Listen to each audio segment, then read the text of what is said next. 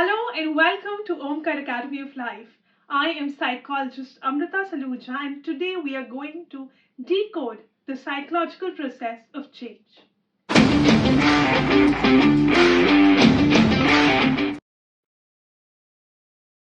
There are two versions of yourself. One, the real self, the one that you exist, the one that you're operating every single day, doing what you do, being what you be. The other one is the one that resides within here, and that is the ideal self. The one you know you're truly capable of, the one you wish that you would accomplish. When your real self and your ideal self are in alignment, when they're close to each other, you're at peace. Because you somewhere are aware that you are fulfilling what you're truly capable of and you're doing justice to your everyday.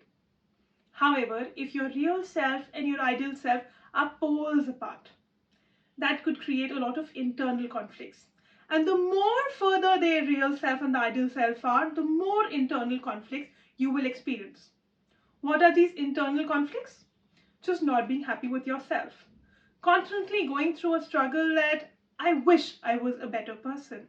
And this internal conflict can also often get projected out towards others, where you're displacing your anger out onto them, where you're just seeing the problem in the environment and perhaps camouflaging the flaws that resides within you. So the easiest and the most right way of managing this conflict is to deal with yourself. Now, if you're aware of the real self, if you're inspiring for your ideal self and you're ready to change, why aren't you already the new person that you wish you were? Every day, thousands of people wake up with the intention of being a better version of themselves, changing their old habits, transforming into a new, healthier version. But sadly, most of them sleep, being the old, not so wonderful self. So if every day you wake up with the intention of transformation, why do you not do it? Why is it that people struggle to let go of old habits, let go of the habits they're aware are not working for them, and still struggle in every day? The problem here lies in our restricting belief systems. It will be right if I say that we are the sum total of the experiences that we've had. And each experience allows you to construct or destruct a belief system that you may be operating on. All of us operate out of millions of belief systems. Belief system about this video, about your phone, about spending the day, about living in the place you are, about the person you are, about the environment. We're all operating out of the belief systems that we have. Now, these belief systems were constructed because of the experiences, because of the journey that you went through. Now, if you choose today to transform yourself, there could be a belief system that tells you it's difficult. You ask a little one, a toddler, if they wish to become something, is it difficult?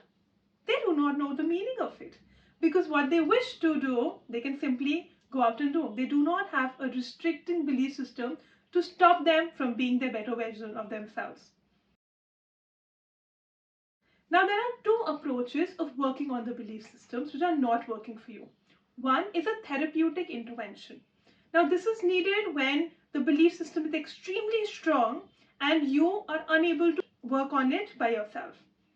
And that is where a therapist would come in, help you with an intervention, and break that belief system which is now no longer working for you. Understand, these belief systems were created with the given circumstances at that point of time. However, something that worked for you then doesn't necessarily work for you now. Imagine if you were in an unhealthy environment and violence worked out for you. But that doesn't mean you have to adapt to violence every time you are in a conflict. Perhaps that environment needed this, and this environment can easily be resolved with a healthy conversation.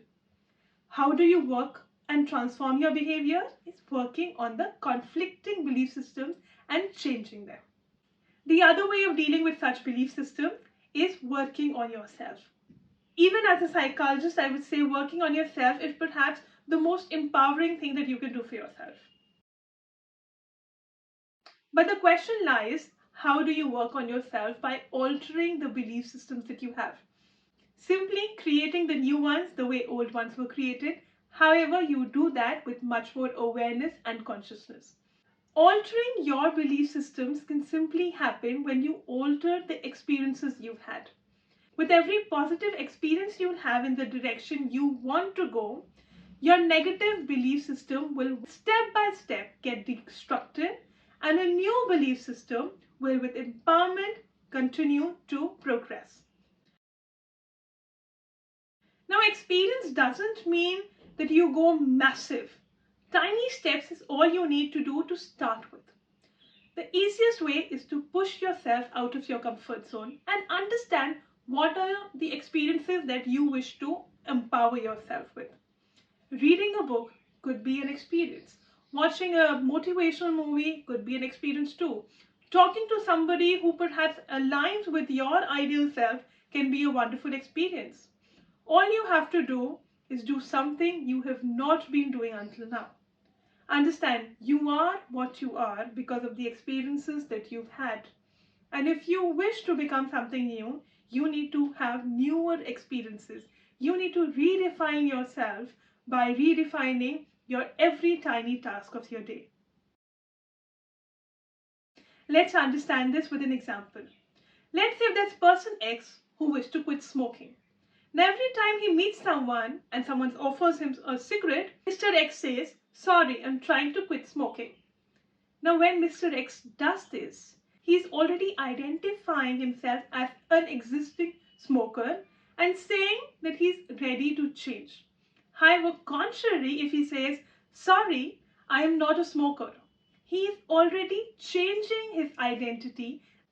The way his mind will perceive him will also naturally change. Remember, all you have to do is take tiny steps to create massive transformation. The journey of 1,000 miles always begins with the first single step. So take your single first step today, and perhaps if you continue, you would see transformation happening to you naturally. Push yourself out of your comfort zone. To be someone new, you have to do something new. When you become aware of this, change will be much more easy. Thank you so much for staying till the end and watching this video. Please feel free to give your feedback in the comment section. I would love to hear from you.